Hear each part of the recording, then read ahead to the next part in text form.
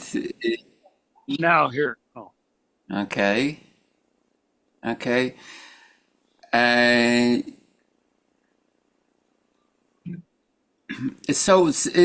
Sam, about this Black Cat Day, I've noticed last year that that there is on another date celebrated in the States in the August, and this year somehow we couldn't find a time in August. And in another country in UK, it's celebrated in today, actually 27th of October. And if, out of curiosity, I've checked in my language in Polish, and I found out that there is still another date in November, and I found in a Polish website, and they connected it with my good friend. I told her that I have adopted a cat and two cats, and one of them is black. And she said, "Well, I wouldn't be so comfortable with black cat. We are looking also for a cat, but I'm not sure about it." hmm. Uh, so, Did she say why? she said, "Yeah, that's superstitions, but she is, I, just not to jinx." yeah, Uh, that's crazy. She's that conscious of it. Just nah, I'm gonna shy away. If it were people, it'd be one thing, but cats, I don't. yeah, yeah, something like this. And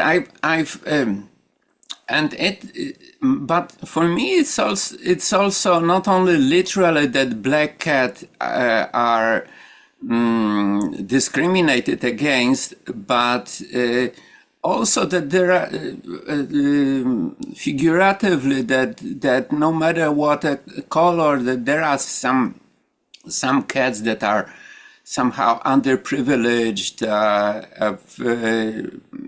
or either discriminated by other cats or by people for all sorts of reasons. Sometimes we don't know why, and sometimes, like cats that are sick or disabled, so somehow have different life. Yes, Anna. Uh, it's interesting, but sticking with black cats, it's and you're talking about your friend who had felt the superstition about him. Um, those superstitions are really, yeah, they're deeply, deeply ingrained. It's very interesting, and reading about how black cats were revered in Egypt, I wonder. I haven't delved into this, but I wonder, historically, how much of that is kind of political too. And that I have worked with these students in Gaza, right? And they're like different culture. And I remember when I first started working with them, when I say working with them, we would have Zoom calls and we would Zoom together. And I would sit here and I remember there's Seymour. So I remember the first time I was sitting here and Seymour jumped in my lap and the kids saw a black cat. And the teachers, they were horrified. They were Mm. horrified. Oh, They were, yeah, it like I could see that like black cats, they just kill. I think they just kill them because there's so much like superstition and fear around them. So that was something else that I haven't talked about. Was I would have Seymour here, and they would get used to seeing a black mhm. cat. That that was a pet and a family member. Anyway, sorry for interrupting, but No. Seymour can also raise his paw and say, "I'm not completely black." we don't discriminate, though. Yeah.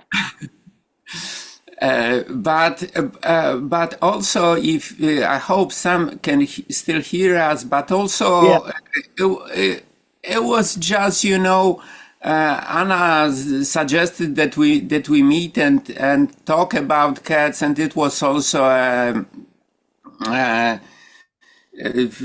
to have some topic to focus our attention in some way, and this came to my mind. And last year, when we celebrated in August for the first time this Black Cat Day, so cats, either cats are black, are discriminated against, or are underprivileged in some way. And I happen to have to spend 19 years with a very lovely cat. Anna knows her, and for some her picture would not be so helpful. So I only say that she was in both totally black, and she was also underprivileged. In her, she was the weakest of the litter of 6 kittens, and I took her because my ex-girlfriend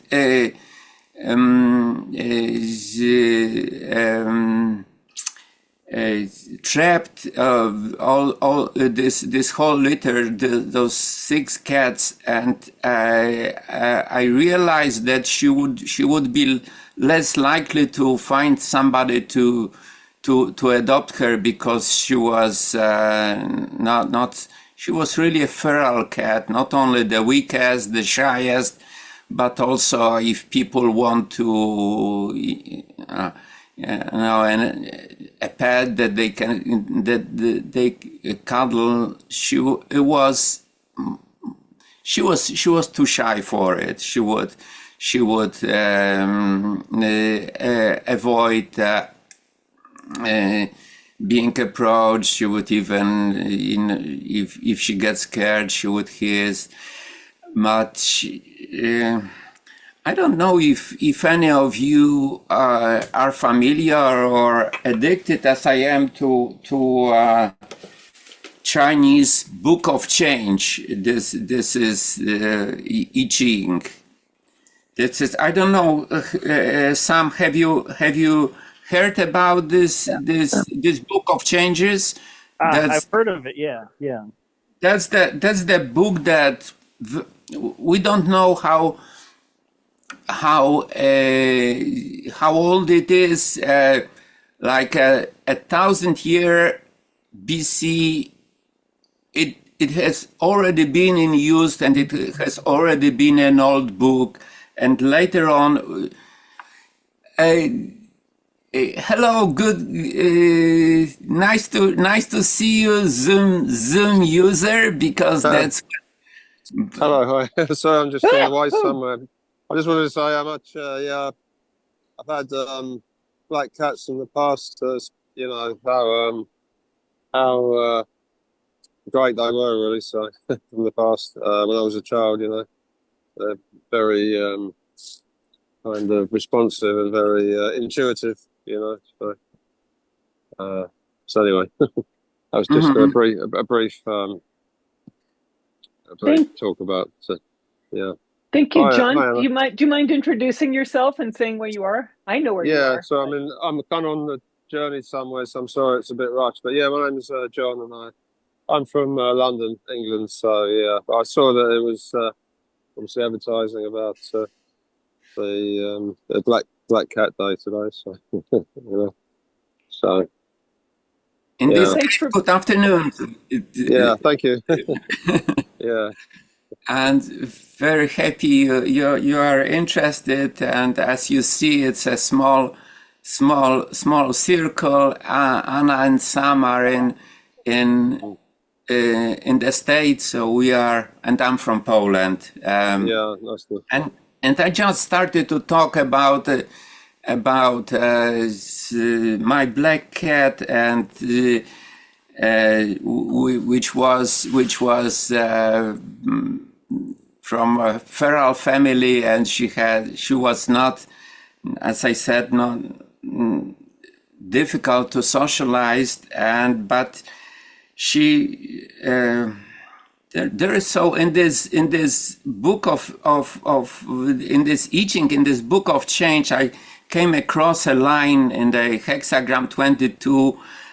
Become in one of the versions of this text, it is commented like this: be content with a simple garden and house. Comfort does not come with luxuries. The most valuable thing is life and peace and safety. In life are peace and safety. Indeed, what they bring is true happiness. And I think that's the wisdom that Charnusha expressed all her life. And it was, for me, every cat somehow was a great gift, but in our human ambitions that we always think, do we have enough? Do we achieve enough? What did we do in life? Do we have good enough relationships? The situations. So when I looked at Charnusha, and she only wanted two things in life: a little bit of food, because she had a healthy appetite for the whole life. So a little bit of food and safety, like in this hexagram. So not be, because she was discriminated by other cats. In particular, she was with me with more dominant, also lovely cat, but Charnusha, just wanted not to be bullied and find safety. And there were only two things she wanted in life, nothing more, and she was content and happy. And when I looked at her and get to know her more and more, it was greatest teaching for me, I think, being with her. So that's why I couldn't not to celebrate this Black Cat Day last year. That's both for Sam and for John, the explanation, because Anna knows it. And also I'm very always very keen to attend those meetings on Anna. And I remember, and we started to those Zoom sessions right after Charnusha died. And actually Anna was the person, I think, kindest out of strangers, kindest to Charnusha, even though she didn't met this cat alive. And I will never forget that when I saw. I sent to Anna a message about a funeral or death of Charnusha, and we met over Zoom for Zazen. Do you meditate, John? I've tried to, yeah, probably not too successfully, but I do my best, I suppose. I should do more, really. So we met with Anna for Zazen, and we started to talk. And she has an altar at home, and she showed me the picture of this of my dead cat that she printed without being asked, and put her on the altar. And it was something very, very touching for me. Anyways, I was thinking about other black cats, and I realized, as Anna wrote rightfully about these cats in Egypt, that they were very respected or is treated as embodiment of gods. But also, I don't know if you came across this information, Anna. They were raised and they were.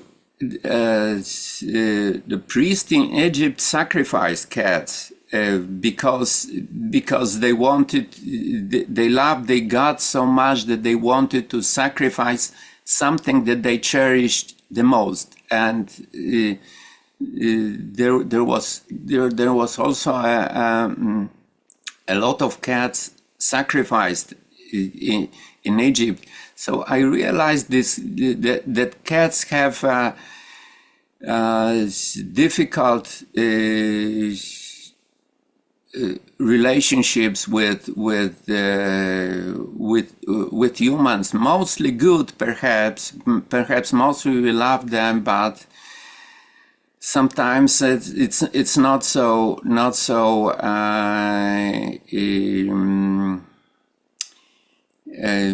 so funny for them. When we have in Zen, we have also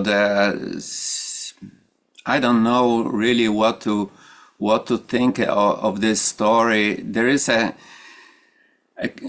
a collection of stories of koans, there is one about Chinese master, so-called master, who is in this story killed a cat, and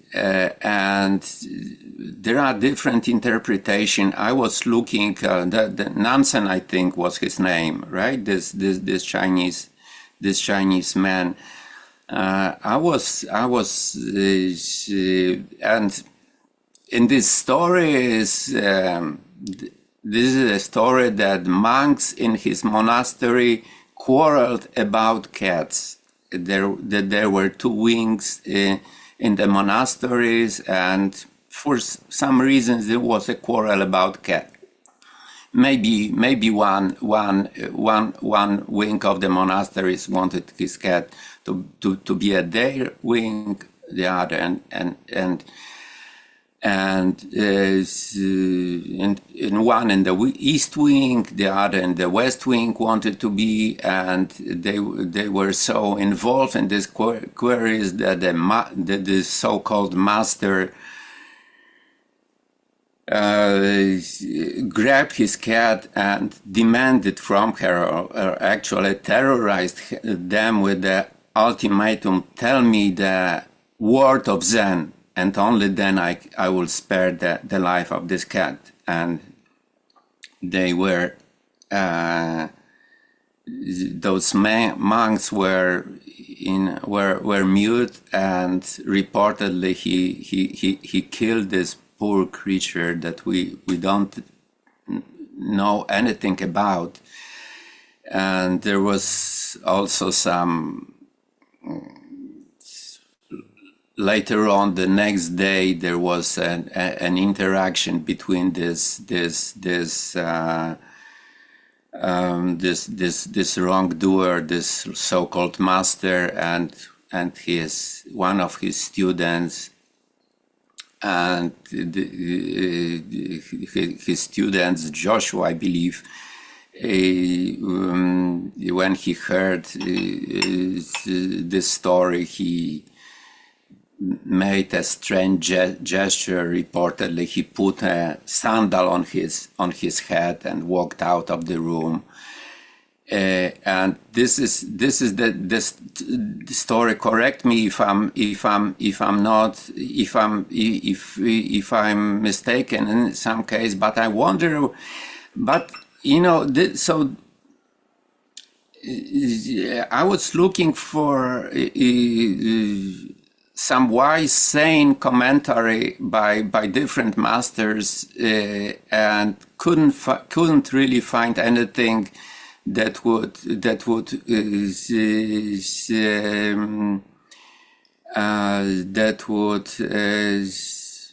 be even, moderately satisfying. So for me, some people say it was only symbolic. He didn't really kill the cat, but to have in the collection of the text that we associate ourselves with, the story about such atrocity, and without really a word of criticism. I don't know. I'm very uncomfortable about having. I don't know if any of you have similar feelings toward this story. And so it's not I only. have a. Yeah. Oh, sorry. Yes. Oh, I didn't mean to interrupt. So it's not only the content of this story, the text that I'm not comfortable with, but the fact that for centuries we keep this cruel story in this collection, and nobody seems to be, nobody seems to care about this cat. Like people seem to be so concentrated on what's the word of Zen, what should the student say. And maybe I imagine that the teachers may consider how should I behave to teach lessons to these students in a better way. But still, I don't know, Sam, John, Anna, how do you feel about it? So it's Well, it somehow.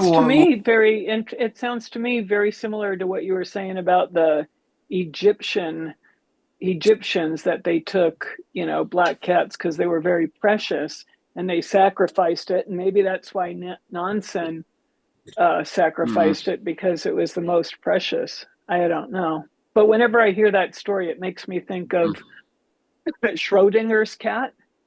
I don't know if Schrödinger's cat was black or not, but it also reminds me of King Solomon with the baby, and which I need to look up. Anyway, John, you have any ideas? Yeah, I was just thinking the similar thing. Sorry, it's a bit noisy here. I'm just on the journey somewhere. But yeah, I thought Schrödinger's cat as well. Maybe it was kind of more allegorical, some kind of situation like that. Really, maybe as an example, really. But who knows, really? I suppose. I know there was a lot of cruelty towards black cats in the Middle Ages, wasn't there?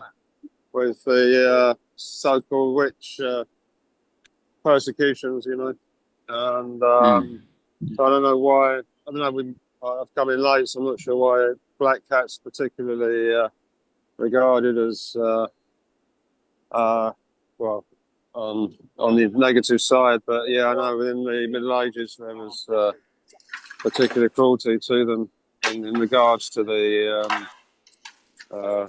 persecutions. Well, that would have been a different reason, obviously, not because they were valued, but because they were obviously regarded as connected to evil or whatever. Totally wrongly, obviously.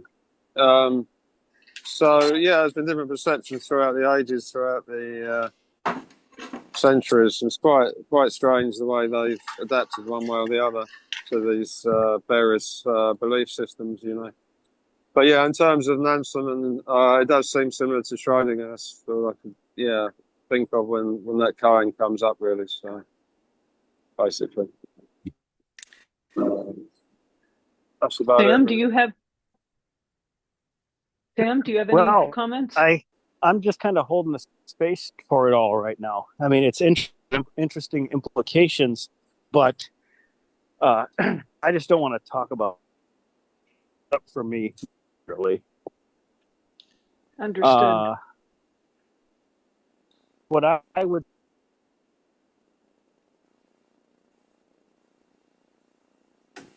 Oh, your audio's going, Sam. Itself. Huh? I think your What audio's happened? going in and out. Your audio we lost.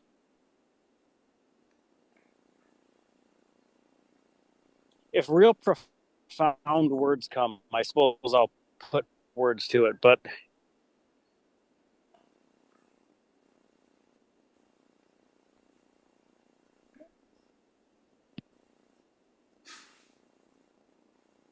Okay, thanks, Sam. I think that your audio is going in and out. Sorry. But we heard that if profound words come, and then I think the ending was that you would say that. I hope.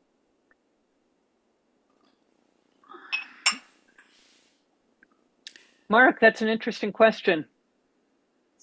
So luckily, when I look at Zen people, how they relate to their cats in real life, so luckily, usually, always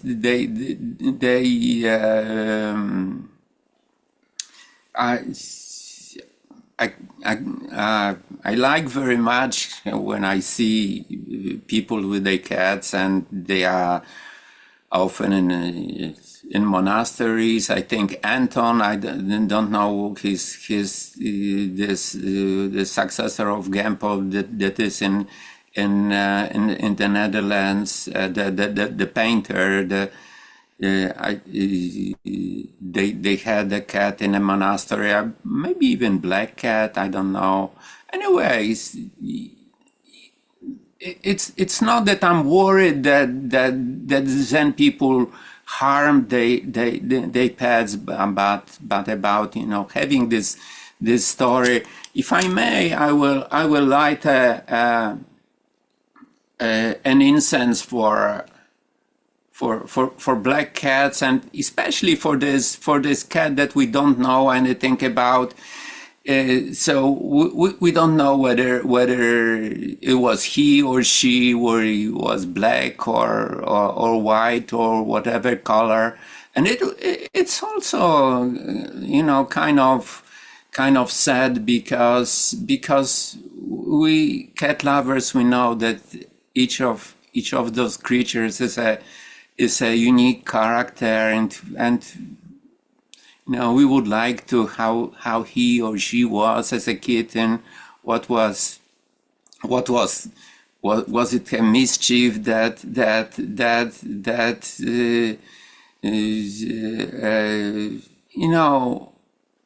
to know anything about him, so that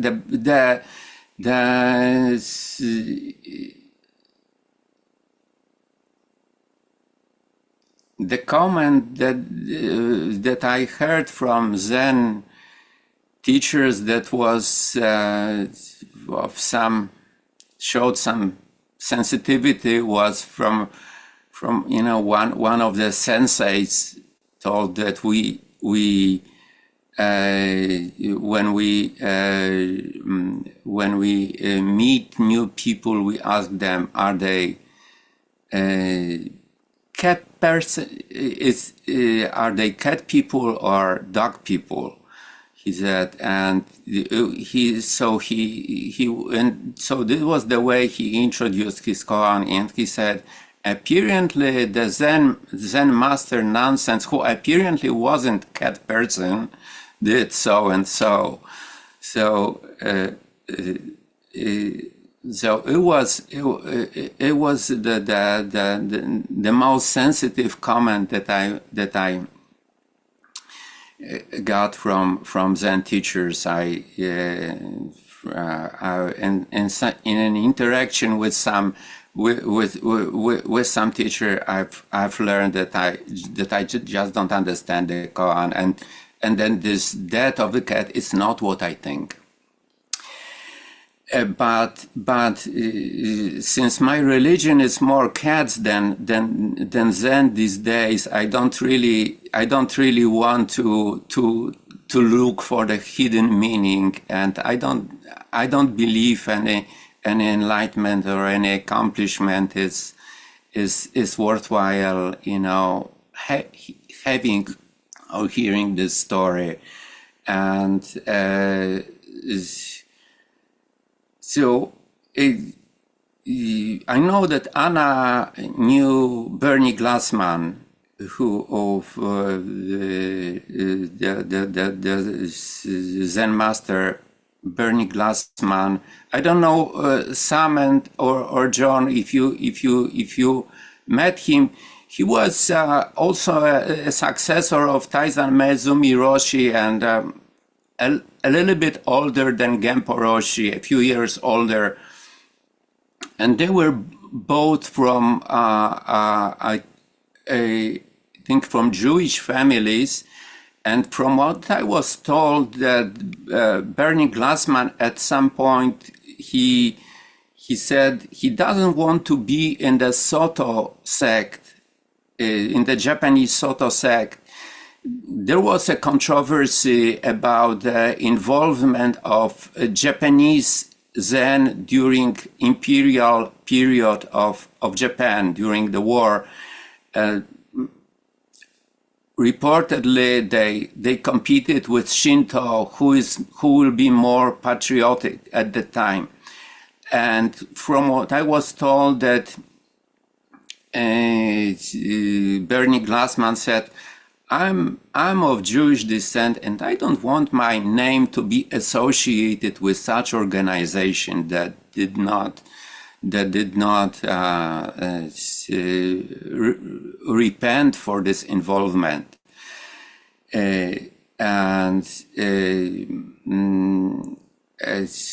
I cannot do the same gesture in Zen because I didn't even have a jukai here, so there is nothing I can do to say that I'm uncomfortable about this story, but I can share it with you. Hello, Catherine. Catherine's iPhone. Glad to have you with us. And there is also one more koan with loosely associated with cats. I don't know if it's in a Kanzeon curriculum or not, because I have found it in a book by Korean Zen master Songsanim. I don't know if you've heard of him. So I've found a collection of koans, about 50 maybe, and it was, I think, the last one. It was about the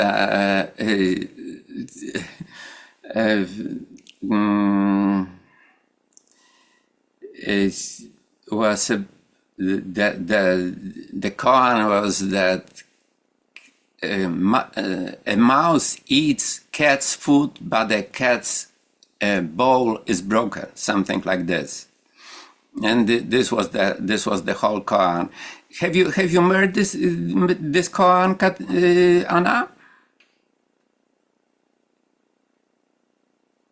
I haven't heard it. Have you heard it, John?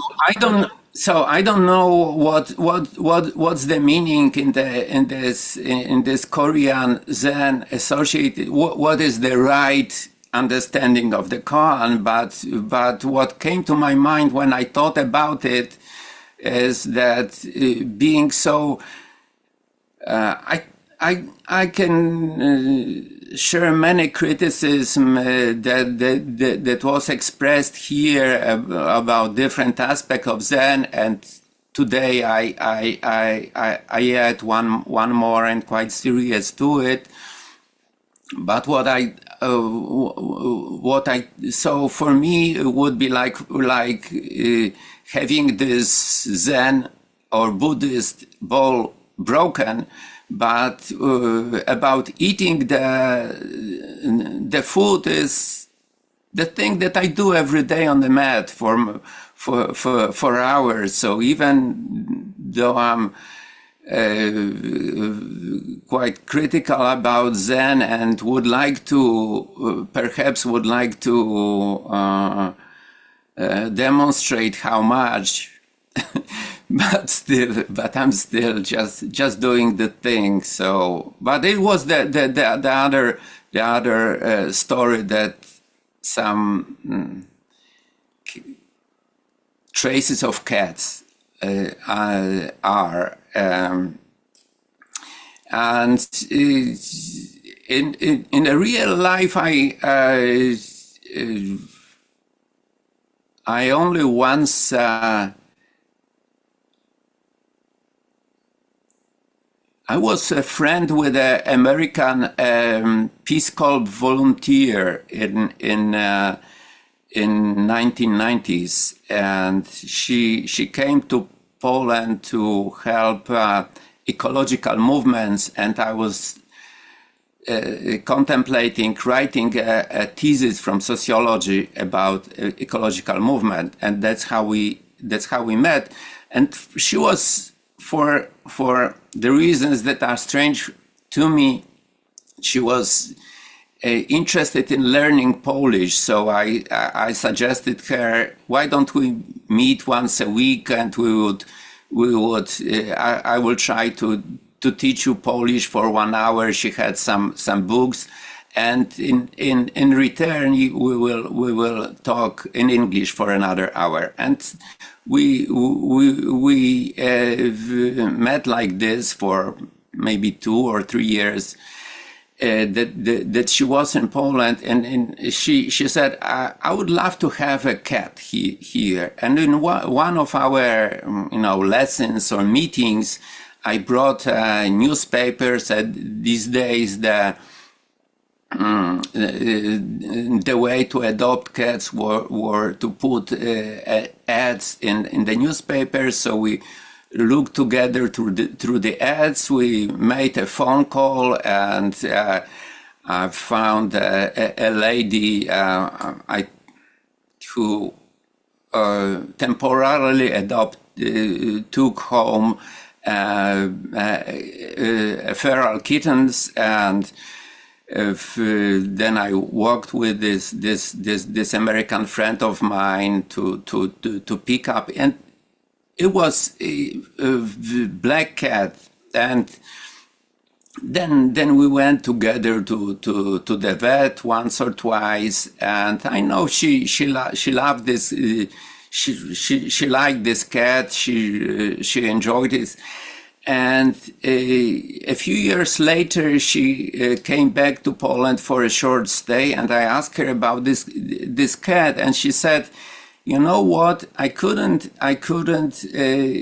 didn't take him with me. I stayed him with my Polish family, and they, for the first like 3 months or so, this Peace Corps volunteers lived with Polish families. So she I don't know, maybe she thought it would be too difficult. She didn't explain why, but when she left Poland, she didn't took his cat with her, but left with his Polish family. And she said, you know what? Some juvenile delinquents killed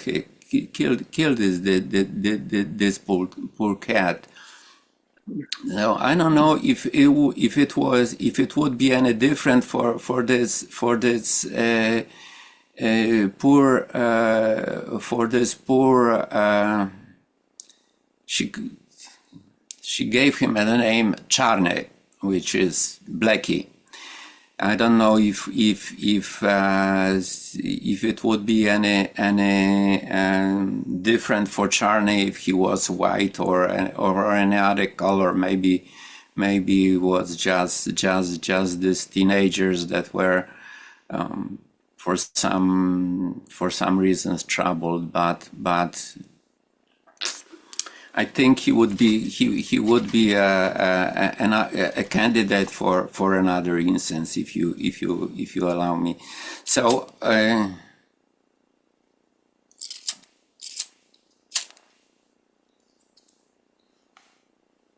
So in a few days it will be All Saints' Days in Poland. So it seems like this is a little bit for us today. The Nansen cat, the Charney and Charnusha.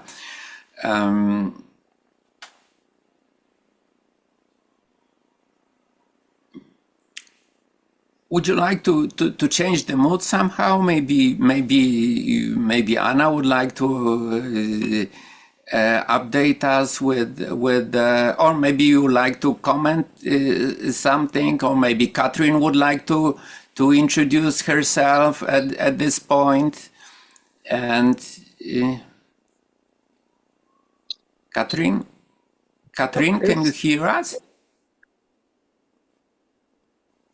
I think Sam's on.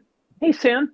Oh, yeah, I think my audio's back, but I'm just listening. Just taking it in, and don't have much to say, but it's good. So yeah, we can. Sorry, go ahead. Oh, well, I'm glad that you're here, Sam, and I'm glad that you're part of Cat Church. I know that John sounded like he had a couple of black cats, and I was hoping he might talk about them, but I know he's traveling, so maybe he got either to where he needed to go or whatever. And Catherine is here. She might just be listening, though. She might be doing something else and not able to participate. So anyway, so good morning or good afternoon to Catherine, depending on where you are.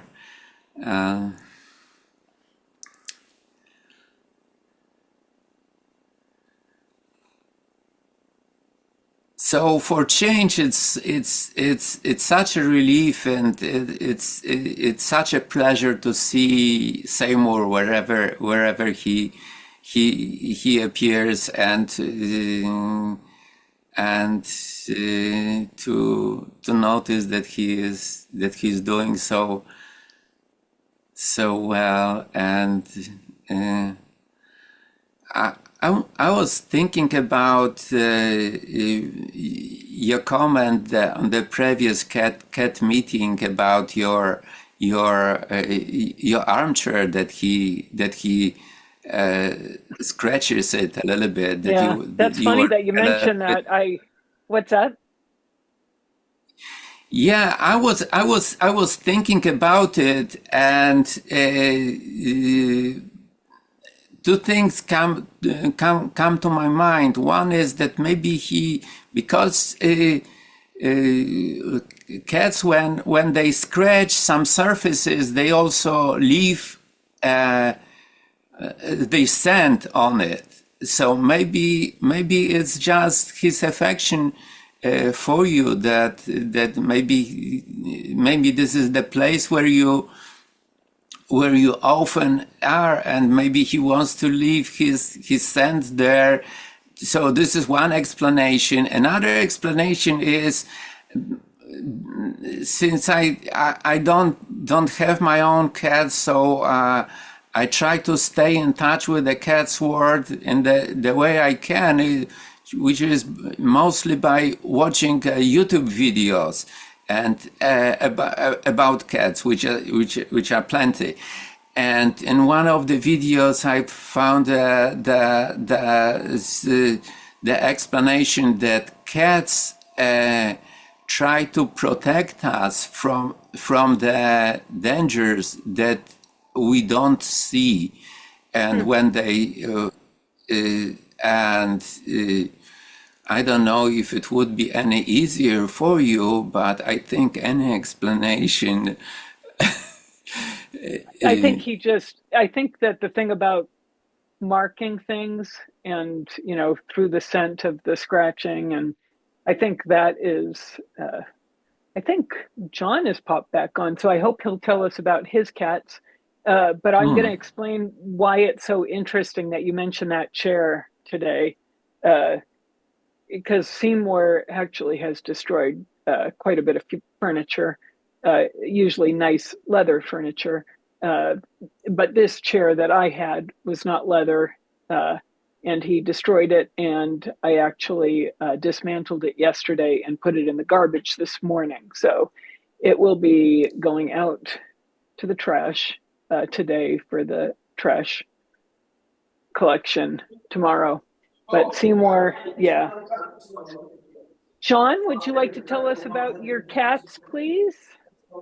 Yeah, hi, Annie. I'm about to run out of charge again. Sorry, I just had to recharge it. But yeah, I've got my first cat was called Mitzi, but yeah, she was a great cat, and she was we chose between one of two cats. Her and a sister. Unfortunately, we had to break up the family group. But yeah. No, I think his phone died. Oh, here comes Adriana at the last minute. They just had a time change. Doop, doop, doop, doop. Okay, So we have to do another hour for Adriana. Since if she thought that we just begin at this time, then we have to repeat that we will repeat everything.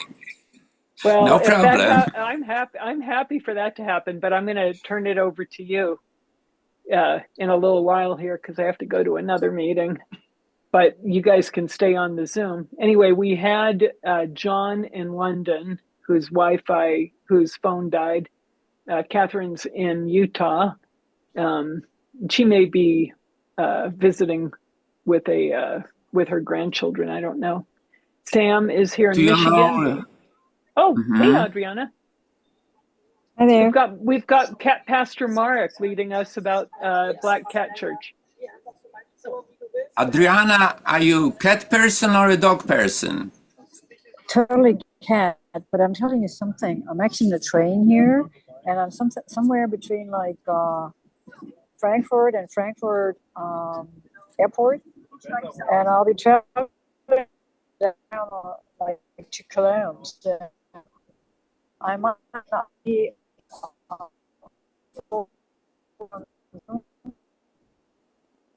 Well, Adriana, you're with us in spirit, even if you're on a train in Germany. But your Wi-Fi is waffling. See, I'm in the train actually here. So see how long I can stay with you guys. Okay. Well, thanks for being here. We have Marek as our cat pastor. All right, guys. Well, I think I'm going to sign off now. I really appreciate it. I'll be today. off and on. So, Sam, I love you. I'll see you later. Yeah, it was good being here, Mark. Thank you for the deep wisdom and everything.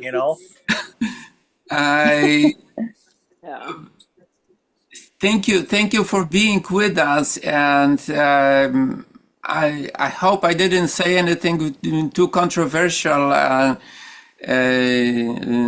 today. Well, we have freedom of choice in America to choose Donald Trump as president. Nothing's too controversial anymore. We're fine. We're fine with controversy. I'm going to have to pop off in a little bit too. Oh, okay. Okay, take care, guys. Bye, Sam. Good seeing you. You too. So I'll be like online for some time here as I'm in Frankfurt, but as soon as we in the train again, like the train leaves the train station again, I might be on and off again. So just for you guys. Understood. Okay. I remember, Adriana, that you told us that you love koan practice, and of course. I'm almost done, to be honest.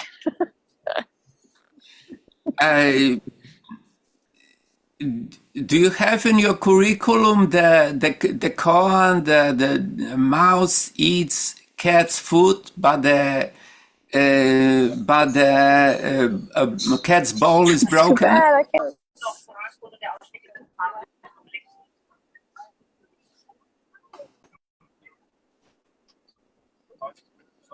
Maybe the train has left the station. No, the train hasn't left the station. I didn't hear you one. No. It's just, I'm telling you, like, I'm being on and off. The only thing I can do is, like, if this happens too often, I'll be turning off, and I see you next time I'm back home, because I have another 2 hours drive. Mm-hmm, mm-hmm.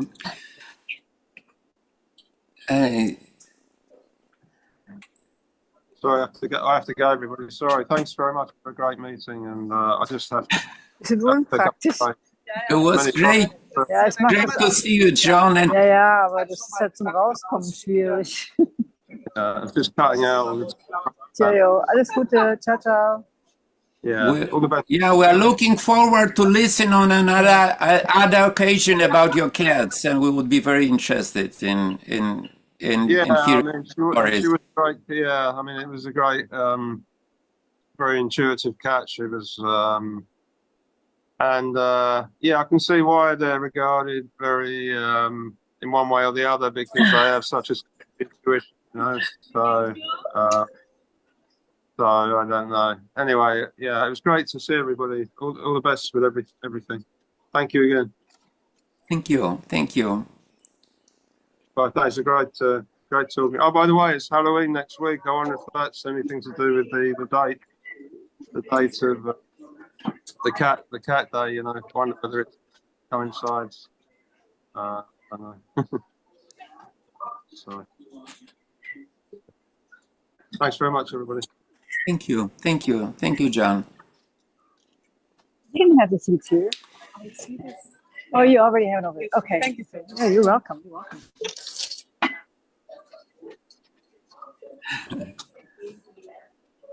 So, Adriana, can you hear us?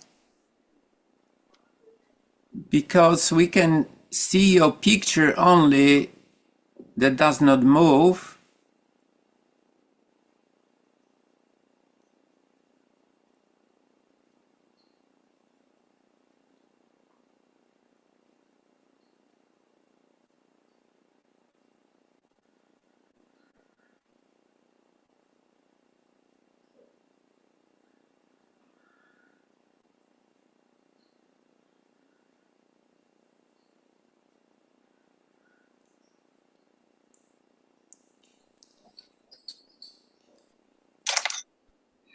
So anyway, Adriana, there are those incense sticks that you can see on the screen. One is for the cat. We don't know if he was black or she was black or not. Then the Nansen's cat. That this is for this poor creature, and another cat is for definitely black cat that I knew that lost his life. So to explain to you,